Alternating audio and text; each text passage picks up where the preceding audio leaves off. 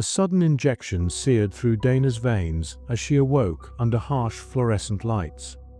Dana, a 36-year-old paralegal weighed down by relentless debt, had once managed her life with careful resolve.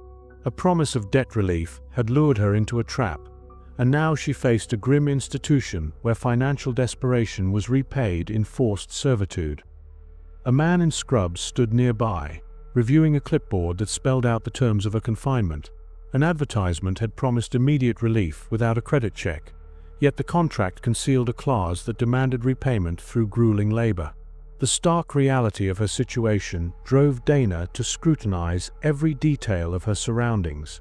As she observed chipped paint on the walls, a rough edge along the metal bed frame, and a corroded screw jutting from a corner, in these minor imperfections, she sensed a potential way out. Each day unfolded in a relentless cycle. The injections numbed her body, unmarked pills blurred her senses, and bland meals were slid through a narrow slot in the cell door. The facility's routine was merciless, its strict order designed to break the spirit of its inmates.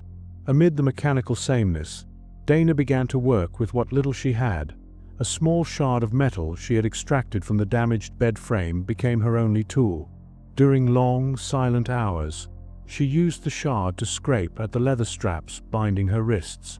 For 3 grueling days, Dana labored in secrecy. The constant ache in her limbs and the steady drip of chemicals from her injections provided a harsh soundtrack to her efforts. Each careful scrape wore down the leather until one cuff frayed enough to allow her a slight movement of her hand. With a newfound glimmer of possibility, she committed every sound, the creak of metal, the footsteps of distant guards, to memory. During a medication round, a guard entered the corridor to deliver her dose. His attention faltered for a moment as he examined his clipboard. In that brief lapse, Dana's free hand stretched toward a small hook on his belt where a keycard dangled. Pain and exhaustion sharpened her focus. She used the metal shard to nudge the keycard until it slid free. With one hand still sore and the other now unshackled, Dana turned her attention to her remaining restraint.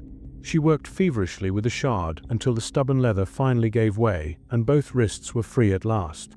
Stealthily, Dana rose from the cot and edged toward the heavy steel door that marked her only exit. The steps of patrolling guards echoed in the distance. Drawing on the silent rhythms she had painstakingly memorized, Dana moved along the wall, careful to avoid any sudden noise.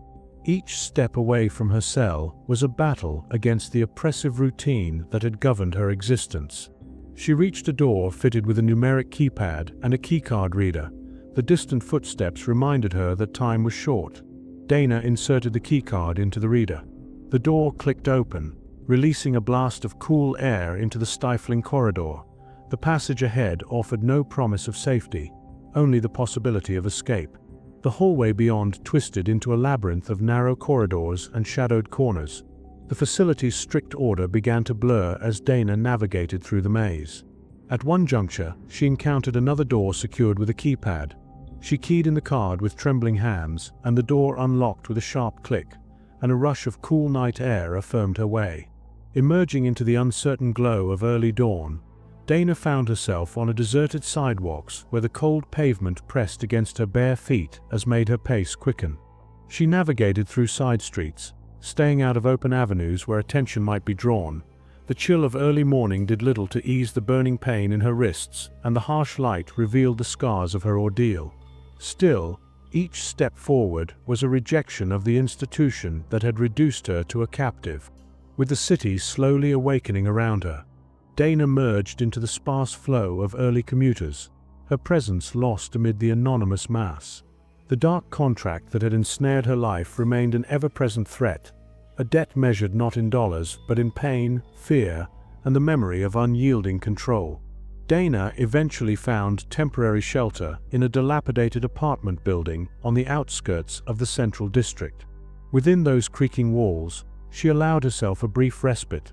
The silence of the room was punctuated by distant sounds that stirred memories of the facility's strict order. Even in safety, every unfamiliar sound set her nerves on edge. In those quiet moments, she planned her next moves. aware that the institution's reach might extend far beyond its concrete walls. Dana had escaped physical confinement. The looming threat of the system that had exploited her financial desperation continued to cast a long shadow over her life. Each sunrise brought with it the possibility of renewal alongside the persistent danger of retribution. One day, at a busy intersection, Dana paused to observe the crowd.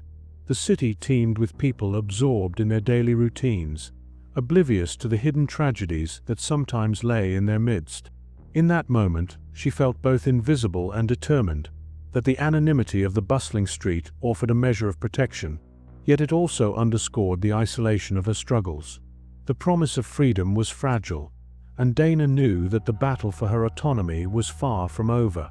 Her escape from the facility was only the beginning of a longer journey in which every step required constant vigilance and the will to resist a system built to exploit the vulnerable. Her journey had transformed from a desperate bid for survival into a continuous battle for dignity in a world that often seemed indifferent.